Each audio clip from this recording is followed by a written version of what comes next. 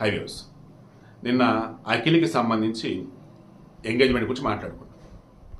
So చాలామంది వార్తలు ఇస్తున్న నేపథ్యంలో కొంచెం ఏంటబ్బా పెళ్ళి జరగబోతుంది ఇలా ఏంటని అనిపించింది. ఈమె ఇతనికన్నా 9 సంవత్సరాలు పెద్దది అని చెప్పేసి కొంతమంది, ఇంత ఏజ్ గ్యాప్ ఏంటని కొంతమంది, ఇలా రకరకాలుగా ఇస్తుంటే నేను క్రాస్ చెక్ చేస్తే ఆమె వయసు 27 సంవత్సరాలు తేలుతుంది. 39 సంవత్సరాలు ఎలా ఇచ్చారు ఏంటంటే వేరే పర్సన్ ఈమెనుకుని ఆ రకంగా నేను కొంతమంది వార్తలు ఇచ్చారు, ఇప్పటికీ అలా వైరల్ చేస్తూ ఉన్నారు.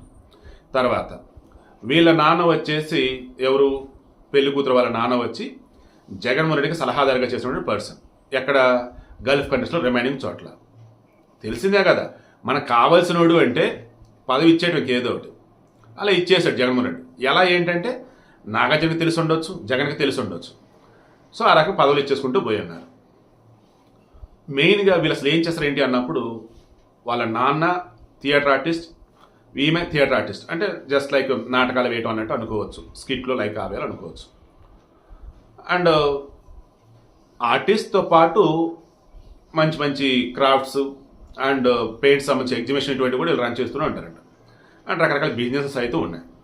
సో ఫైనల్ నేను సింపుల్గా చెప్పాను, వాళ్ళ వయసు ఎంతైతే ఏముంది, వయసుతో చూపిస్తూ ఎక్కువ అంటూ తక్కువ అంటూ నెగిటివ్లో మాట్లాడతామంటే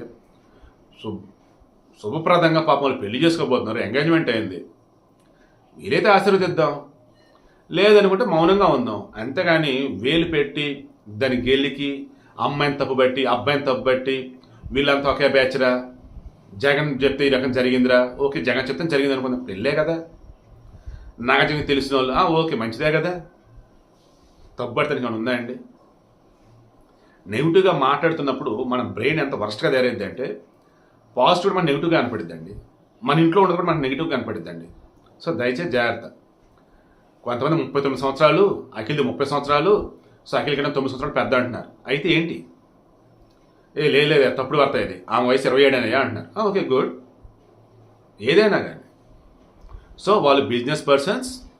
అండ్ మన అఖిల్ వచ్చేసి గుర్రపు స్వారీ నేర్చుకుందని వెళ్తున్న మూమెంట్లో అప్పుడు ఈమె పరిచయం, ఆ పరిచయం కాస్త అరౌండ్ 6 or 8 years నుంచి ట్రావెల్ అవుతుంది. మేబీ 2016లో అతను ఎంగేజ్మెంట్ అయింది శ్రీయ భూపాల్ అనే వాళ్ళతో, పర్సన్తో. 2017లో పెళ్లి క్యాన్సిల్ అయింది.